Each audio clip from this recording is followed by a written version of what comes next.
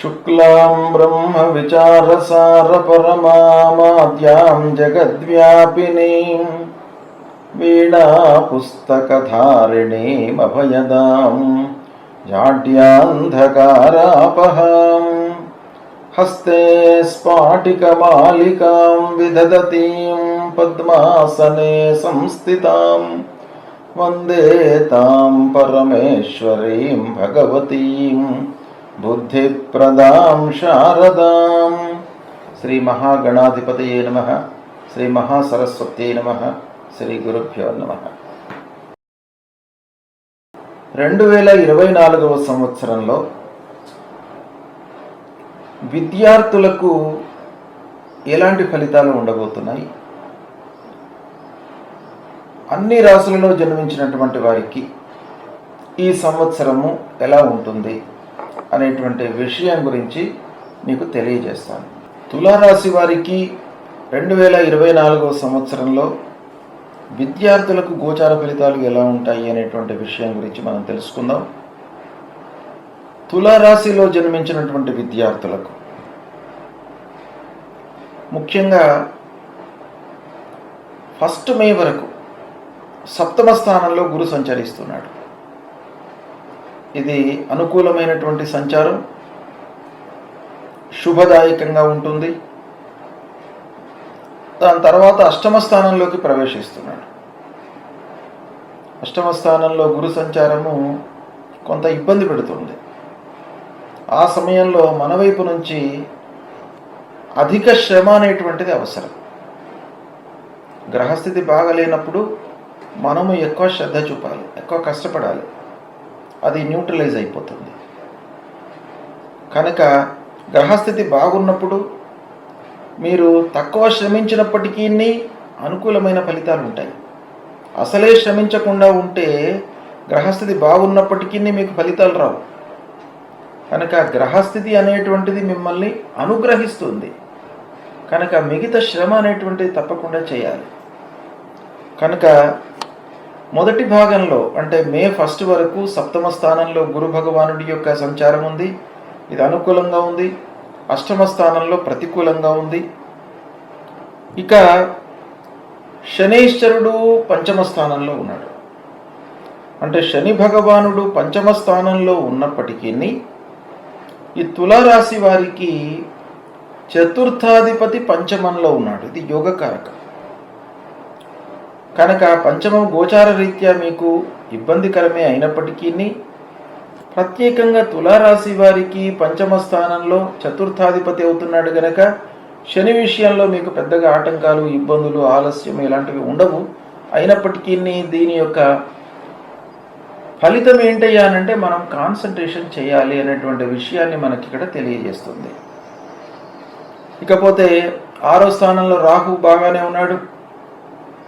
అంటే విద్యార్థులకు ముఖ్యంగా ఎక్కడ మనకు ఇబ్బంది కలుగుతుంది అని అంటే, ఒకటి మీరు సరి అయిన సమయంలో ఆ సబ్జెక్టు పైన శ్రద్ధ నిలపకపోవడం మూలకంగా మీకు అనుకూలమైనటువంటి ఫలితాలు ఉండకపోవడం. రెండవది, మీరు శ్రద్ధ నిలుపుదాము, చదువుదాము అనుకున్నప్పుడు మీ స్నేహితుల మూలకంగా ఏవైనా కూడాను ఇబ్బందులు ఏర్పడడం, అంటే వాళ్ళు మిమ్మల్ని డిస్టర్బ్ చేయడం. ఈ 2 ప్రధానమైనటువంటి కారణాలు ఉంటాయి విద్యార్థులకు. అంటే సమయం లోపల మీరు శ్రద్ధ పెట్టి చదవడం, రెండవది స్నేహితుల మూలకంగా మీకు డిస్టర్బెన్స్ లేకపోవడం. అయితే ఇక్కడ తులారాశి వారికి ఏంటయ్యానంటే స్నేహితుల మూలకంగా సపోర్టింగ్ బాగానే ఉంది. రాహుకేతుల యొక్క అనుకూలత ఉంది. కనుక ఫ్రెండ్ సర్కిల్ నుంచి మీకు డిస్టర్బెన్స్ మటుకు ఉండదు. ఇక మీరు ప్రయత్నం చేయాలి. అంటే మే వరకు 8వ స్థానంలో గురు సంచరిస్తున్నాడు కనుక స్వతహాగా కొన్ని ఇబ్బందులు అలాంటివి ఏర్పడేటువంటి అవకాశాలు ఉన్నాయి.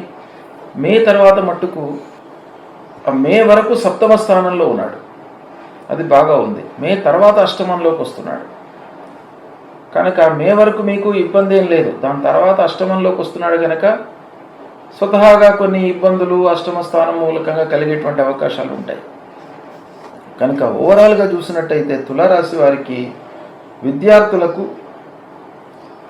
ఈ మే వరకు కాంపిటేటివ్ ఎగ్జామ్స్ ప్రిపేర్ అవుతున్నటువంటి వాళ్ళు, ఎంట్రన్స్లు రాస్తున్నటువంటి వాళ్ళు, engineering entrance, medical entrance, commerce entrance, CA కానివ్వండి, ఇలాంటివి ఏవైనా కూడా ఎంట్రన్స్ ఎగ్జామ్స్ రాస్తున్నటువంటి వాళ్ళందరికీ కూడాను బాగా కలిసి వచ్చేటువంటి అవకాశాలు ఉన్నాయి.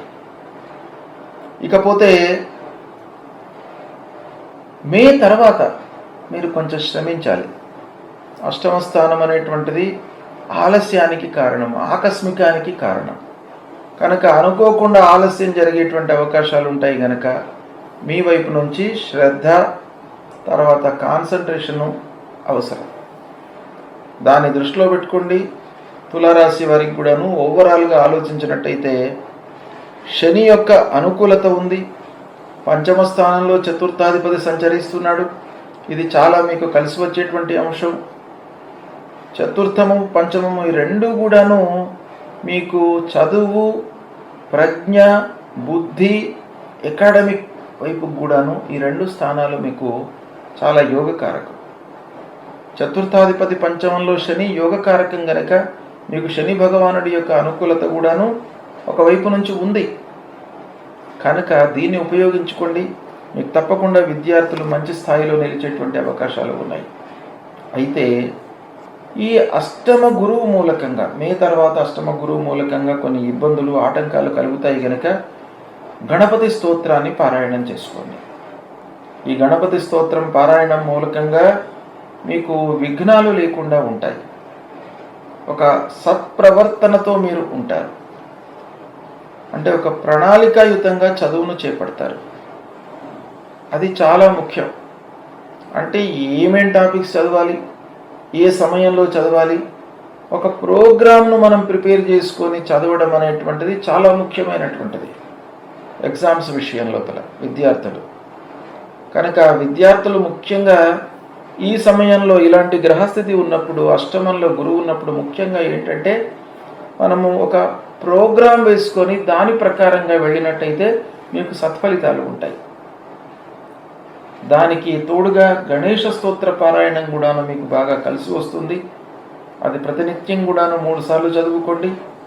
అదేంటయ్యానంటే ప్రణమ్య శిరసాదేవం గౌరీపుత్రం వినాయకం భక్తావాసం స్మరేన్నిత్యం ఆయుః కామార్థ సిద్ధయే ప్రథమం వక్రతుండంచ ఏకదంతం ద్వితీయకం తృతీయం కృష్ణపింగాక్షం గజవక్త్రం చతుర్థకం లంబోదరం పంచమంచ షష్ఠం వికటమేవ చ సప్తమం విఘ్నరాజంచ ధూమ్రవర్ణం తథాష్టమం నవమం ఫాలచంద్రంచ దశమంతు వినాయకం ఏకాదశం గణపతిం ద్వాదశంతు గజాననం ద్వాదశైతాని నామాని త్రిసంధ్యం యః పఠేన్నరః న విఘ్నభయం తస్య సర్వసిద్ధికరం ప్రభో విద్యార్థి లభతే విద్యాం ధనార్థి లభతే ధనం పుత్రార్థి లభతే పుత్రాన్ మోక్షార్థి లభతే గతిం జపేత్ గణపతి స్తోత్రం షడ్భిర్మాసైః ఫలం లభేత్ సంవత్సరేణ సిద్ధిం చ లభతే నాత్ర సంశయః అష్టభ్యో బ్రాహ్మణేభ్యశ్చ లిఖిత్వా యః సమర్పయేత్